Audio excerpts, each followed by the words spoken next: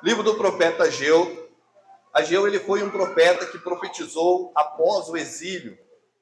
O exílio foi um período de 70 anos. Israel foi levado pelos seus inimigos para dentro do reino da Pérsia, outra parte foi levado para dentro da Babilônia. Mas a Bíblia diz que quando o rei Ciro, o persa, ele assumiu como rei, ele mandou escrever aos judeus que estavam dentro da Pérsia, se eles quisessem voltar para Judá, para Jerusalém, e ali edificarem de novo a cidade, era para eles irem. Então a Bíblia diz que a primeira leva subiu com Zorobabel, com Esdras, e ali eles reedificaram o templo. Mais tarde subiu também Neemias com outro grupo e também edificaram os muros da cidade que estavam derrubados. Ageu ele é um profeta pós-exílio, como também Zacarias e Malaquias. São 3 profetas após o exílio. O povo de Israel ele foi levado para o exílio por causa que eles endureceram seu coração. Deus levantou o profeta Jeremias e tantos outros profetas para dizer que o povo eles deveriam se converter a Deus, abandonar os seus pecados. E Deus, como ele é longânimo, ele ia falando, até que o povo não deu ouvido. O profeta Jeremias, ele tem um livro chamado Lamentações de Jeremias. Ele é um livro que Jeremias ele lamenta por causa que o povo eles estão tão distantes de Deus. E quando eles não tinham mais o que fazer com o que Jeremias falava, eles pegaram Jeremias e lançaram ele dentro de um calabouço, dentro de um buraco, dentro de uma cova, e ele ficou preso ali durante um período de tempo. Então Deus permitiu que veio os inimigos dele, os babilônios, os outros reinos, e deram sobre Israel e levaram eles cativos, destruíram o templo que Salomão tinha construído. Aquele templo glorioso, a Bíblia diz que quando Salomão edificou o templo, os sacerdotes ofereciam sacrifícios, os levitas cantavam, e Deus, ele veio numa nuvem, entrou dentro daquele templo, e a glória do Senhor foi grande ali. Só que o povo se esqueceu de Deus, virou as costas para Deus, e Deus permitiu então que viessem os inimigos e levassem eles. E quando o profeta Ageu ele está profetizando, ele já profetiza agora num período de tempo onde passou 70 anos no cativeiro, o povo voltou de novo com o propósito de reedificar o templo, e eles começaram a reedificar, começaram a construção do segundo templo. Mas vocês sabem, irmãos, que quando a gente tem um propósito de fazer alguma coisa para Deus, a gente sempre encontra oposição. Às vezes tem pessoas que começam na igreja e dizem, mas parece que quando eu estava sem vir na igreja não tinha tanta luta, não tinha tanto problema. Né? Mas essas adversidades, irmãos, elas se dão para ver se eu e você paramos na caminhada. Mas nós não devemos de parar, nós devemos de perseverar. E o povo que estava ali construindo, junto com Zorobabel, o governador daquela cidade, o templo, eles começaram a construir, colocaram os alicerces do segundo templo, e aí veio os inimigos contra eles e disseram, o que vocês estão fazendo? Por que vocês estão reconstruindo esse templo aí? Não, o nosso grande rei Ciro lá disse que nós podíamos reconstruir. Não, vocês não podem reconstruir. Quem é vocês? E aí a oposição, irmãos, fez com que eles parassem a obra do templo. Mas aí eles focaram em outro negócio.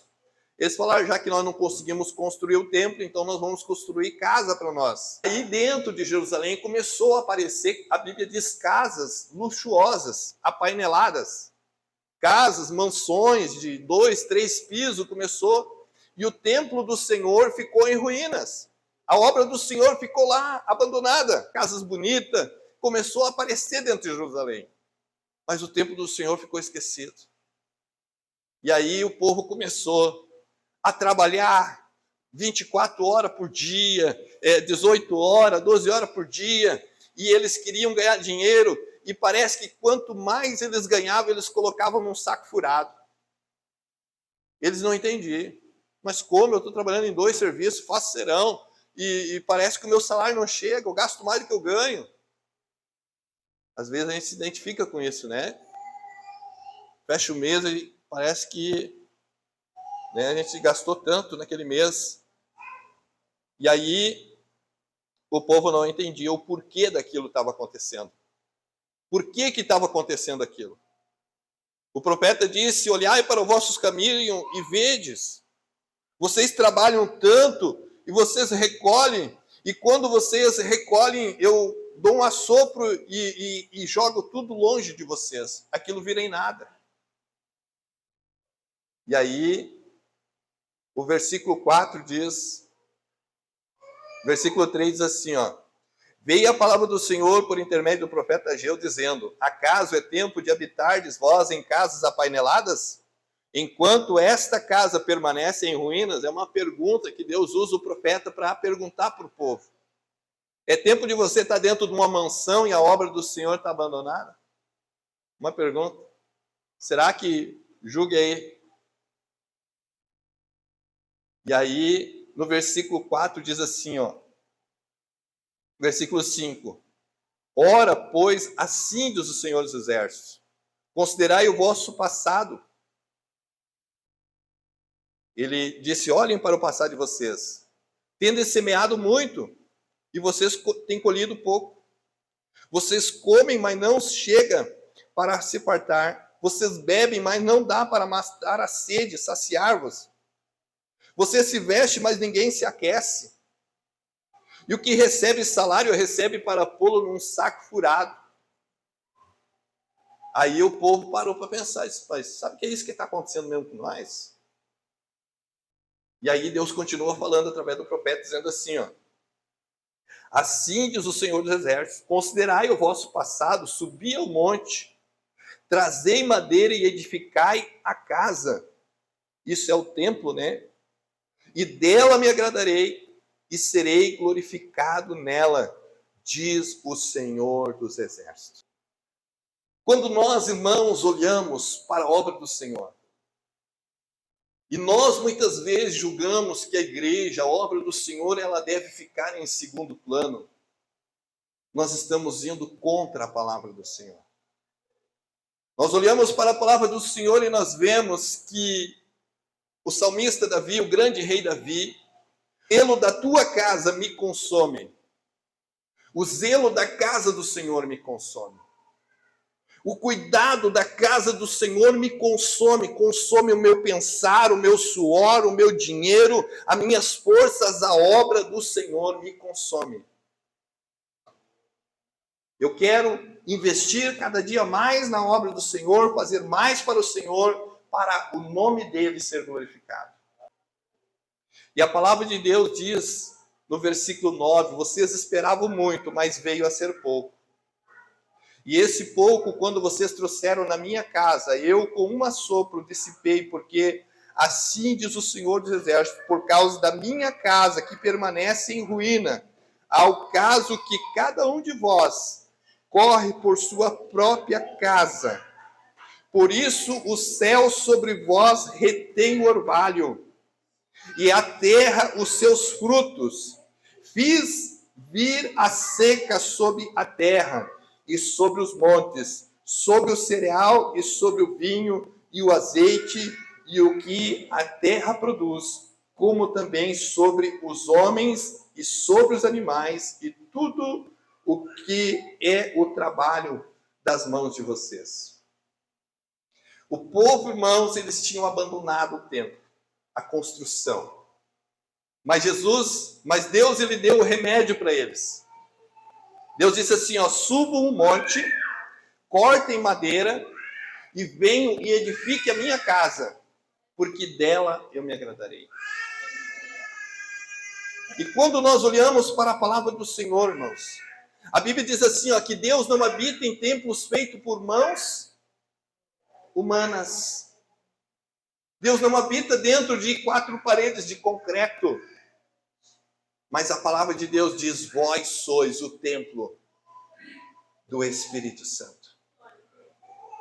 Vós sois a casa de Deus, a morada de Deus. E a minha pergunta para você nessa noite: como você tem cuidado desta casa? Como você tem tratado o templo de Deus? Quais os cuidados que você tem tido com o templo de Deus? A Bíblia diz em Romanos capítulo 6, sabei que não sois de vós mesmos, dado por bom preço. Glorificai a Deus nos vossos corpos.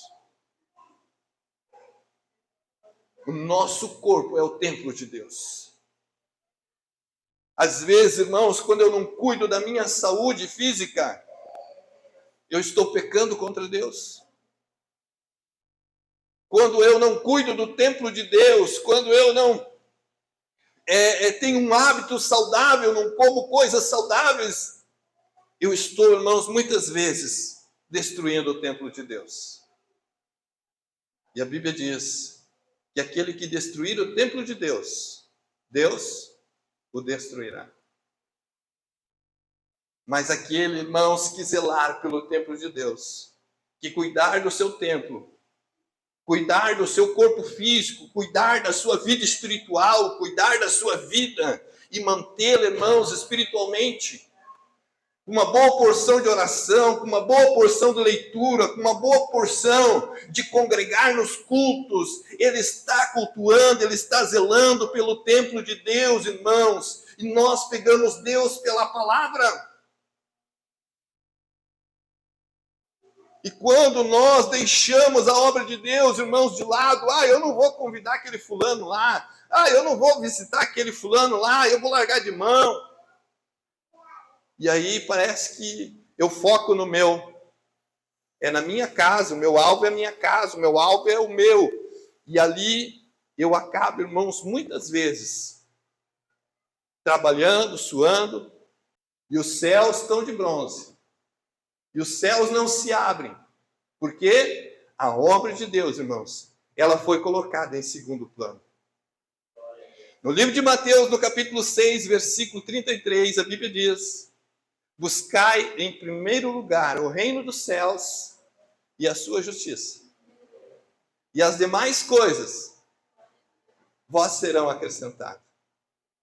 Primeiro é o espiritual, irmãos. Quando nós entendemos isso aqui, que primeiro nós temos que vencer nas regiões celestes, primeiro é o céu, primeiro é Deus. Amarás o Senhor teu Deus em primeiro lugar de todo o teu coração, de toda a tua alma, de toda a tua força. E quando eu zelo, irmãos, pela casa de Deus, quando eu zelo pela obra de Deus, a Bíblia diz no livro de Eclesiastes, capítulo 5, guarda o teu pé quando entrar na casa do Senhor. Não te ponha muito a falar, mas coloca-te mais a ouvir.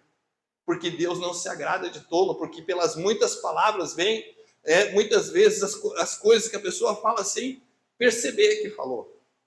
E depois que falou, irmãos, não tem como voltar atrás e buscar aquilo. Em Mateus capítulo 16, versículo 18, a Bíblia diz: e as portas do inferno não prevalecerão contra a minha igreja. As portas do inferno não vão prevalecer contra mim e contra você. E o que eu entendo, irmãos, e o que eu quero que você entenda nesta noite com esta palavra é que nós quebramos o bronze que está no céu, irmãos, quando nós colocamos a obra do Senhor em primeiro lugar. Então, Deus levanta o profeta Ageu para dizer para o povo: olha, a solução, a cura para vocês é cuidar do templo do Senhor. E a Bíblia diz, irmãos, que Zorobabel, o governador, ele deu ouvido à voz do Senhor. Ele reuniu o povo, e a Bíblia diz que Deus despertou o espírito de Zorobabel, o governador, o espírito do sacerdote, o espírito do povo, e eles subiram, irmãos, cortaram lenha lá no monte, e trouxeram e começaram de novo a reconstrução da obra do Senhor, irmãos. E Deus levantou de novo o profeta Ageu para dizer assim, eu abalarei os céus, Eu abalarei a terra, o mar, a terra seca. Eu abalarei as nações ao redor de vocês e farei com que eles tragam as coisas preciosas deles para dentro desta cidade, e nisto eu serei glorificado.